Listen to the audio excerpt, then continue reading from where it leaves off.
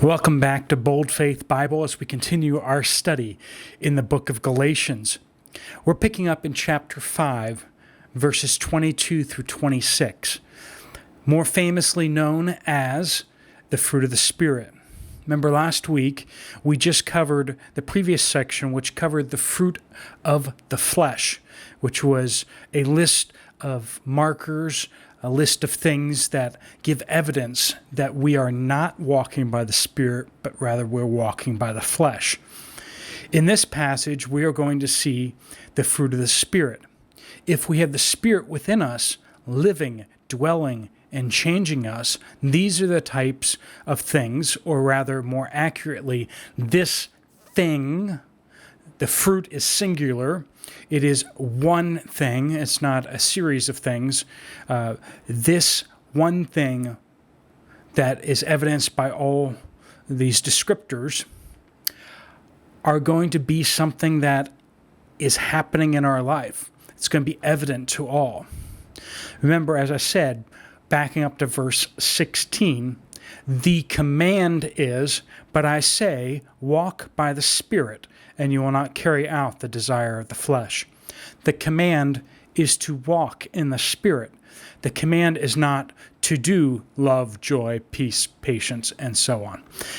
The command is to walk in the Spirit, and as we walk in the Spirit, in the power of the Holy Spirit, these descriptors will become true in our lives. So let's pick up in verse 22.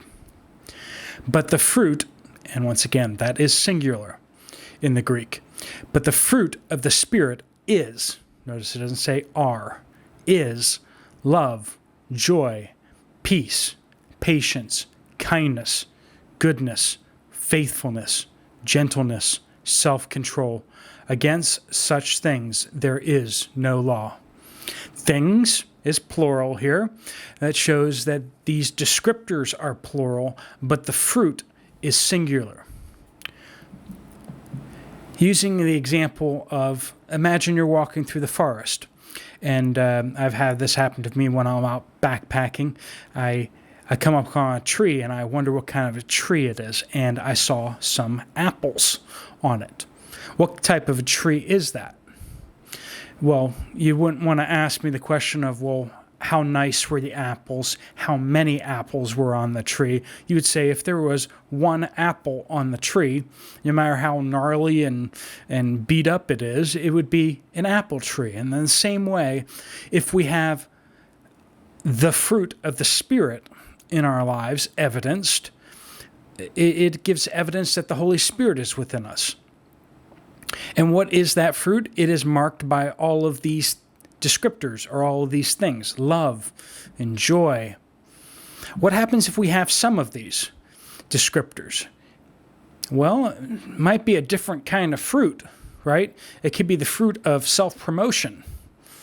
If you have what looks like love, but no joy, and there is no patience or kindness, there's this apparent goodness, but it's really self-promotion, right? When it comes to faithfulness, it's not so faithful because when nobody's looking, suddenly this person isn't faithful anymore. No, the fruit of the Spirit is all of these things all at once. Maybe not perfectly all of them, but this is how we describe the fruit of the Spirit. There needs to be this love, the sacrificial giving of oneself for other people, that you are not out just for yourself, but rather you want the good and the welfare of others. Joy. We are to be marked by this hope and this joy that giving to others in and of itself is the reward, that we are becoming more like Christ. That is a good thing. That is something that gives us joy on the inside. Not, I need to wait until I get a reward for what I've done. I sacrifice and help other people in order to get something. That will leave you joyless, right? Because you're waiting for recognition, you're waiting for a reward. Peace. Once again, if you are not afraid of missing out on something because you're waiting for like a reward, or you think that you have to watch out for yourself, you have to protect number one, then you are going to constantly be at war, not at peace with other people. Are you at war, or are you at peace with God? If we have the Spirit of God within us, we know, as He cries out to us, that we are children of God. We have no need to strive, no need to fight and to put other people down so that we can elevate ourselves. When we have peace with God, we have the opportunity to, and the joy of elevating other people. We want other people to do better. We want other people to come closer to God. We're okay ourselves, so we have the freedom to serve and help others. Patience. Patience is all about not again, this mad scramble, this trying to somehow cram in what we need to get done in order to please God, or to supply for ourselves what we need, because we have this understanding that God will provide everything that we need. That allows us to be patient, and it doesn't have us doing things that we don't want to do, but rather we are investing ourselves in the things that are most important, into our families, into our communities, into our churches. We can patiently continue to serve in those roles and positions of service, because it's not like we only have so much to give, and once we've given that out, then we're out. But rather, the Spirit within us, the Spirit of Christ, is like a well that just springs up and just keeps gushing forth all that we need, so we can continue to serve and we don't run empty. Kindness. Kindness is, again, it speaks to this self-sufficiency. You can be kind to others because you don't need to fight with them. You don't need to squabble for resources again. We can be all on the same team. And when we're all on the same team, then why wouldn't I want you to feel better about yourself? Now, if I'm competing with you, well, then I need to kind of knock you down, cut you down a little bit, keep you from becoming too confident, too resourceful, because then I might need to compete with you and you might beat me. Kindness comes from strength, a security. We have the opportunity to be kind and good and to do what's right. Doing what's right is, in some ways, a luxury that people who are struggling for survival don't have.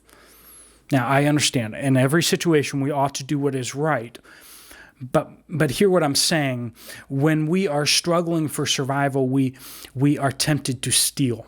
As David says, he says, don't make me poor that I be tempted to steal, and don't make me too rich that I may be tempted to curse God, right? We can find within this perfect unity with the Spirit, we find this opportunity to pursue what is right, to become the best us. And that becomes our overarching goal, is not to fix everyone around us or to fix the situation around us so that we can survive, but rather it is so that we can become better and to help others to become better as well. Faithfulness. Faithfulness, again, it comes from the luxury, the strength that we have in Christ, that we can continue to be faithful. We're not having to cheat and lie in order to get what we need. We already have what we need, so we can be faithful to the one who provides it to us. And we want to be pleasing to the Lord. We don't want to be displeasing to Him. He gives us what we need. We don't need to betray Him. We don't need to betray others. Verse 23, gentleness. It's been said that we have been given the message of the gospel and then given the message of truth in the Bible, but we have also been commanded on how we ought to present it, and that is in the spirit of gentleness. We ought to preach the truth, but we also to preach it in love. You can say the truth and be a jerk about it, and you can be just as wrong as if you said what is wrong. And we've all experienced that. Sometimes you need to keep your mouth shut. You may know the answer for this other person, but the Spirit of Christ tells you to shut your mouth. Yeah? Because it's not the right time. Or you're not about to say it in the correct way. You are going to cut them down. You're going to use this as a weapon against them as opposed to a loving, gracious thing for them. Sometimes truth must be spoken, but it must be spoken at a later time, or it needs to be spoken with more gentleness. Self-control. All these things require us to have self-control, to pick our moments well, to put aside our desires, our needs, our fears, and to put other people first, to put Christ's desire for us first, to neglect ourselves for the moment in order to do what is necessary, to do what is good for the long term. As it says, there, against these things there is no law. There really isn't a law about you must be impatient or you must be unkind to people. When there is laws, they are unjust laws and they should be opposed. Sadly, today I find that some of these descriptors of the fruit of the Spirit are becoming more and more against almost laws. If you've been following these woke things that are happening nowadays, some of these things, things like goodness and patience and kindness, are coming under attack. And if you do those things, you could be running afoul of certain people. Now, those who belong to Christ Jesus have crucified the flesh with its passions and desires. That was the preceding list, right? The list of the flesh, the markers of the flesh. We crucify these things to ourselves. We no longer pursue them with abandon, but rather we now pursue the Spirit, and the Spirit brings about the fruit of the Spirit into our lives. And how do we do that? By obeying the Spirit. When we disobey the Spirit, we are grieving the Holy Spirit, and therefore we are taking back control from Him. When we are not listening to Him through Scripture and in prayer, we are taking back control, and we are not guided by the Spirit then. That's how we put to death the flesh, and we bring about the fruit of the Spirit in our lives, is by submitting ourselves to the Spirit of God. Once again, the commandment is in verse 16. This is not a checklist of things you should not do and you should do, but rather the only checklist item here is verse 16, but I say, walk by the Spirit. Walk by the Spirit. Verse 25, if we live by the Spirit, let us also walk by the Spirit. If we have been raised to new life, if we have been saved by Christ, we have been given the Spirit. And if that is true, if we have been given the Spirit, then we ought to walk by the Spirit. We ought to allow Him to control us, right? To do the things that are pleasing to Him. Do the things that He is inspiring us to do, to walk in His way. The Spirit of Christ within us. Verse 26, let us not become boastful, challenging one another, envying one another. This is a contrasting list to the fruit of the Spirit and is in line with that first list of the flesh.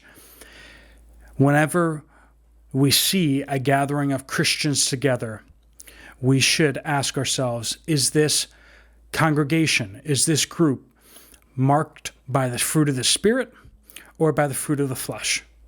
If we are boastful if a church group is boastful, or if a church group is challenging one another, envying one another, that one person succeeds and everyone else is disheartened that person is succeeding. One person is elevated, and instead of celebrating, everyone else is mournful and kind of envious of the elevation. When one takes a leadership role, is there celebration within the congregation, or is there a, hey, why wasn't that me kind of question? All right, next week we will pick up in chapter 6. But let us walk in the Spirit and allow Him to take control of us and work out the fruit of the Spirit in our lives. God bless you all. I'll see you again next week.